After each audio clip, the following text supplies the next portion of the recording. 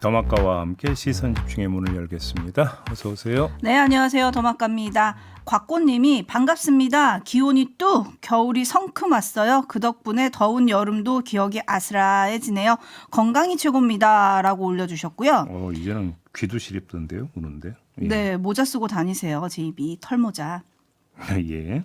그리고 추위에 부지런해지신 분들이 좀 많은 것 같아요. 일찍 출근했다는 분들이 좀 계신데 박하림님, 추울 때는 역시 이불 속이 최고입니다. 침대 밖은 너무 위험해요. 출근하자마자 집에 가고 싶습니다.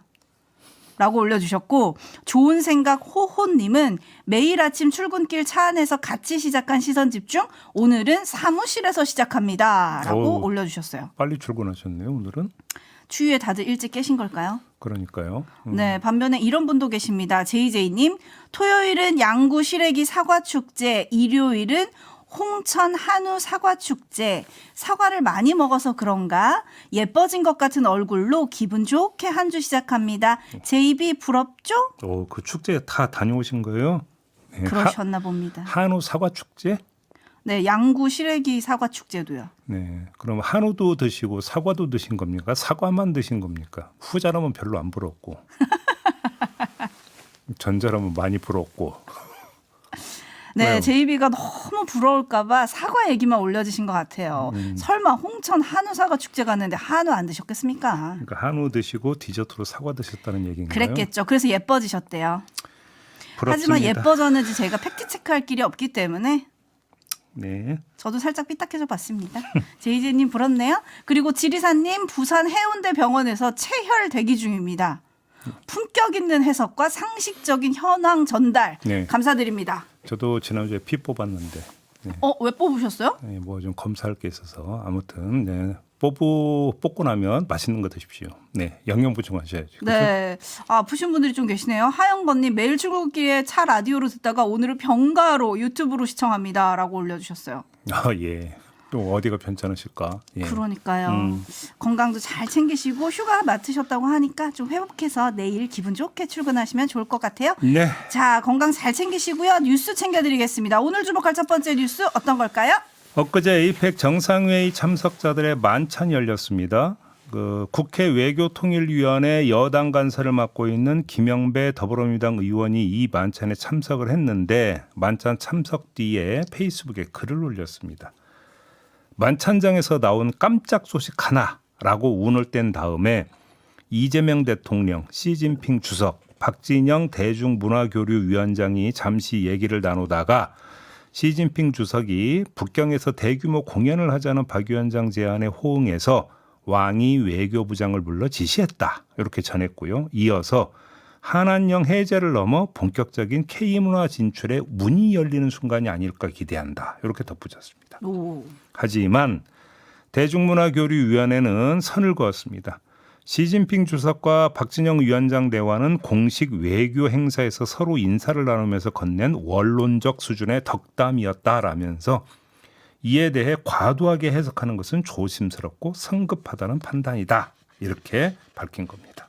네, 박진영 위원장도 본인의 이제 별스타그램에 올리긴 했습니다. 그래서 대중문화를 통해 양국의 국민들이 더욱더 가까워질 수 있도록 더 많은 이야기를 나눌 수 있길 기원한다 라면서 하트 하나 이렇게 싹 올렸던데 정리를 하면 어떻게 되는 겁니까? 자, 두 가지를 고려하면 판단이 나올 것 같습니다. 자, 첫째, 이 한한령은 사드 배치에 반발해서 취한 조치로 10년 가까이 유지돼 왔습니다. 이런 조치를 말 한마디 듣고 즉석에서 해제한다? 그럴 거면 10년씩이나 끌었을 이유가 뭐가 있겠느냐라고 하는 이 점을 먼저 고려를 해야 되고요. 두 번째, 한한령 해제는 우리가 바람하지 않는 사안이고 중국도 그걸 잘 알고 있습니다. 따라서 중국 입장에서 한한령 해제는 큰 선물이라고 생각할 거고 온갖 생색을 다 낼 거 아니겠습니까? 정말로 해제할 생각이라면.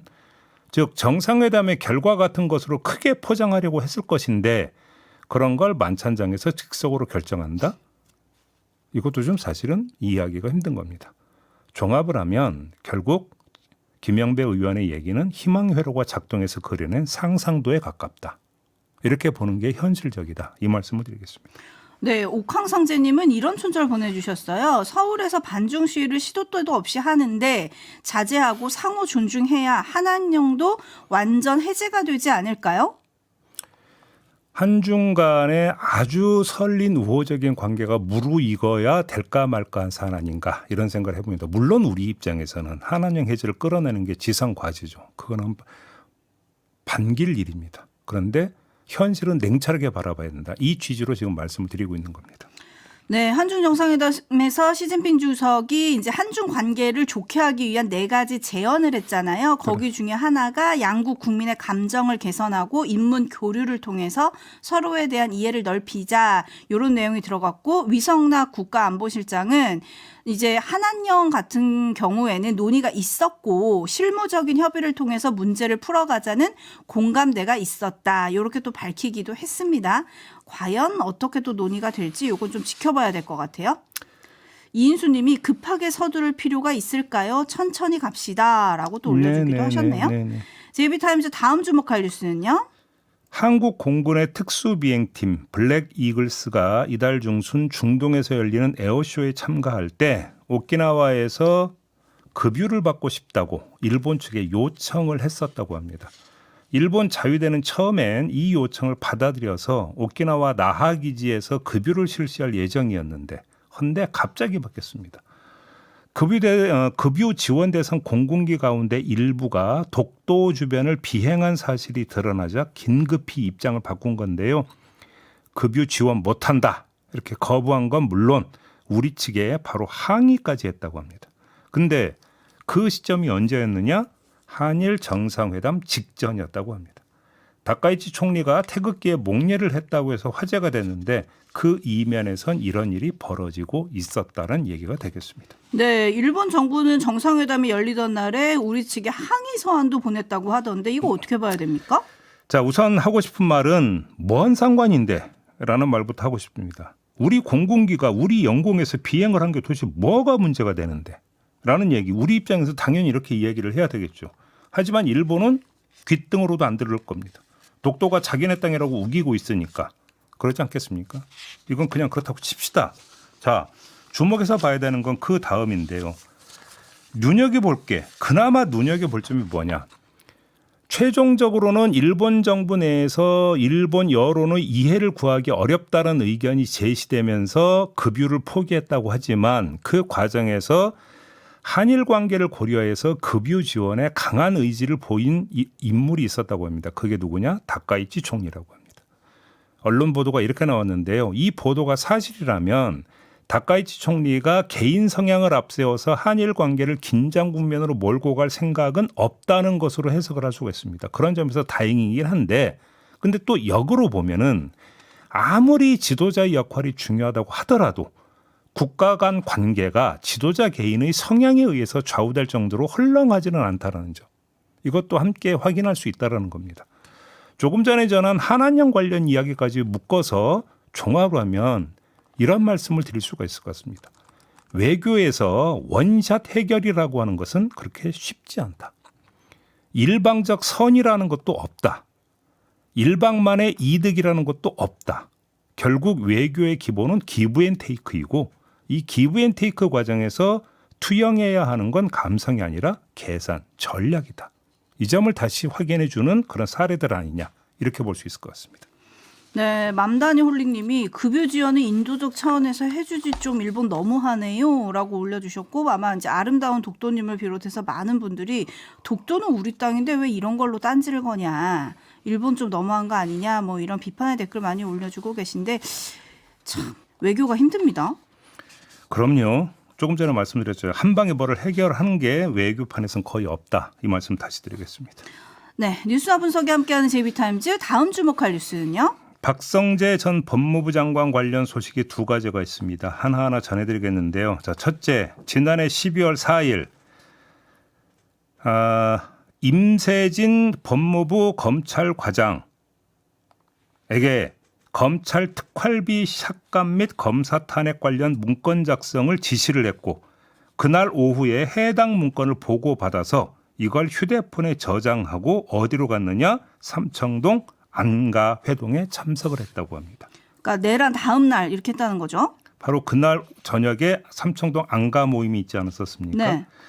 자, 보고받은 내용이 뭐냐? 2025년 예산안에 검찰 특수활동비 80억 및 특정 업무 경비 506억 원 전액 삭감, 그다음에 국회가 탄핵 소추한 검사 인원수 등등이 정리된 문건이었다고 하는데 왜 그러면 박성재 당시 장관이 이런 문건 작성을 지시해서 보고를 받아서 휴대폰에 저장해서 삼청동 안가로 갔느냐. 이게 네. 윤석열 전 대통령의 계엄 선포 대국민 담화 내용과 직접 연결이 된다는 점을 주목할 필요가 있습니다. 대국민 담화 내용이 어떤 게 있었느냐. 국가 본질 기능과 마약 범죄 단속, 민생 치안 유지를 위한 주요 예산을 삭감해서 국가 본질 기능을 훼손했다. 판사를 겁박하고 다수위 검사를 탄핵하는 등 사법 업무를 마비시켰다. 이런 등등의 이유를 대면서 계엄 선포의 정당성을 강변한 적이 있었거든요. 자, 윤석열 전 대통령의 이런 강변을 뒷받침하기 위해서 보고서 작성을 지시했고 그걸 가지고 삼청동 안각에서 뭔가 논의를 한 것 아니냐. 지금 특검은 이 점을 의심하고 있다는 겁니다. 그런데 관련해서 이상민 전 행안부 장관 삼청동 안가 모임에 참석한 사람 가운데 한 명이 또 이 사람인데 그렇죠. 이상민 전 장관도 빨간색 파일철을 지참한 채 회동에 참석한 것이 삼청동 안가 CCTV에 포착이 됐다고 합니다. 오, 그 파일엔 또 뭐가 들어 있었을까요? 그러니까 이 지금 두 사람의 행적을 종합을 하면 삼청동 안가 모임, 연말 되기 전에 한번 식사나 허제해서 모인 자리가 아니라 뭔가 모의 작당을 하기 위한 자리였다고 봐야 되는 것이고 그 핵심 논의 내용이 무엇이냐? 계엄 선포의 정당성을 뒷받침하기 위한 뭔가 논리 개발 이런 것과 연관되어 있는 거 아니냐? 특검은 이 점을 지금 의심하고 있다라는 거고요. 또 하나의 사례가 있습니다. 지난해 12월 3일 밤 얘기인데요. 신용회 당시 법무부 교정본부장이 집회, 시위 등 일체의 정치활동 금지가 적힌 계엄사령부 포고령 1호가 발령된 지 불과 2분 뒤에 서울구치소 관계자와 연락을 하면서 이런 내용을 지시를 했다고 합니다. 12월 3일 오후 11시 25분 시위에 참여하는 많은 사람들이 한꺼번에 몰리면 수용을 어떻게 할지 걱정이라는 취지로 구치소 내 수용 여력을 확인시켰다라는 겁니다. 신용회 전 본부장이. 그러면 신용회 전 본부장은 왜 이런 지시를 내렸느냐? 바로 박성재 당시 법무부 장관의 지시를 받고 하지 않았느냐라는 건데요. 이거는 이미 나왔던 얘기입니다. 근데 주목할 점은 시점입니다. 포고령 1호가 발령된 지 2분 만에 전화를 걸어서 지시를 했다. 그러면 기다리고 있었다는 얘기가 되겠죠. 그러면 왜 포고령 그 발표까지 기다렸다가 포고령이 발표되자마자 불이 나게 연락을 했느냐. 신용회 전 본부장이 자신이 전파할 지시의 근거가 포고령에 있다라고 하는 점. 이것을 강조하기 위해서 했던 것이 아니냐라는 것이죠. 자, 이 포고령에 따른 통상 업무 이행이라는 외관이 갖춰진다. 이 점을 좀 봐야 되는 것인데 바로 이런 점에서 또 특검도 주목을 하고 있는 거고요. 그러면 신용회 전 본부장이 이런 행적도 결국은 누구의 지시에 의한 것이냐? 박성재 전 법무부 장관의 지시에 의한 것인데 이렇게 되어버리면 박성재 전 장관의 행적은 다시 조명이 돼야 되는 것이고 그래서 나오고 있는 이야기가 뭡니까? 이번 주 안에 구속영장을 재청구할 예정이다. 이런 소식이 뒤를 잇고 있는 것이죠. 네, 나라사랑님 등 많은 분들이 이래도 구속영장 청구 기각이 될까요? 라고 좀 궁금해하고 계십니다. 그리고 토모님, 박성재라는 사람이 누군지 잊어버리려고 했는데 이런 뉴스가 또 등장을 했네요. 라고 시선 집중해 주셨네요. 그렇습니다. 네, 어떻게 될지 한번 지켜봐야 될 것 같습니다. JB타임즈 다음 주목할 뉴스는요? 최영길 한국외대 교수가 지난해 12월부터 올해 9월 30일까지 대형 인터넷 포털에 올라온 5.18 왜곡 폄훼 표현을 조사를 했다고 합니다. 대상은 모두 7,934개의 댓글이었는데 6,536건이 신고 이후 삭제가 됐고 클린봇 등 포털 필터링에 적발돼 삭제된 게 673건, 작성자가 직접 삭제한 게 669건이었다고 합니다. 댓글 유형을 보면 지역 혐오가 2,967건, 가짜 유공자 색출 주장이 1640건, 이념 비난이 860건, 5.18 무장 폭동설을 유포한 게 804건, 5월 정신 폄훼가 640건, 북한군 개입설 유포가 349건이었다고 하는데요. 눈에 띄는 건 댓글 작성자입니다. 어떤데요? 댓글 작성자는 모두 5,321명으로 1인당 평균 1.49개의 왜곡 폄훼 댓글을 썼다고 하는데, 헌데 상위 20명, 이 상위 20명은 1인당 16.5개의 댓글을 썼다고 합니다. 전체 평균의 11배에 달하는 왜곡 폄훼 댓글을 썼다라는 건데, 이 얘기는 무슨 얘기입니까? 도시락 싸들고 다니면서 5.18을 폄훼 왜곡하는데 혈안이 되어 있었다. 이런 이야기가 되는 겁니다. 순간적인 휩쓸림이나 오해에 의해서 문제의 댓글을 달았다고 볼 여지가 없다라는 겁니다. 그러면 이들에 대해서 어떻게 해야 되는 겁니까? 당연히 5.18 특별법에 따라서 처벌해야 된다. 근데 처벌이 됐느냐? 이건 지금 확인할 수가 없습니다.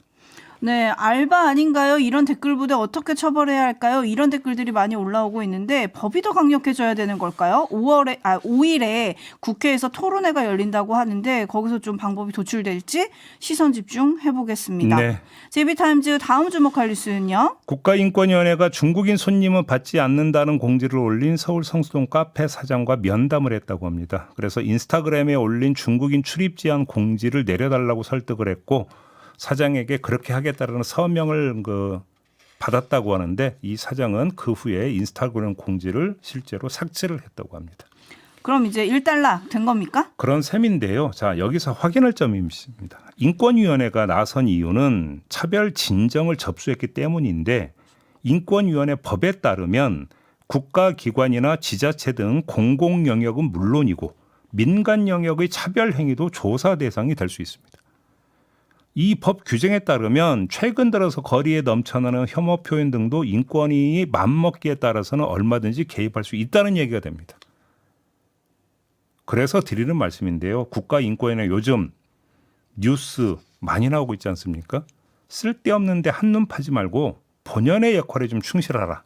이런 당부의 말씀을 드리고자 이 뉴스를 뽑았다. 여기까지 말씀을 드리겠습니다.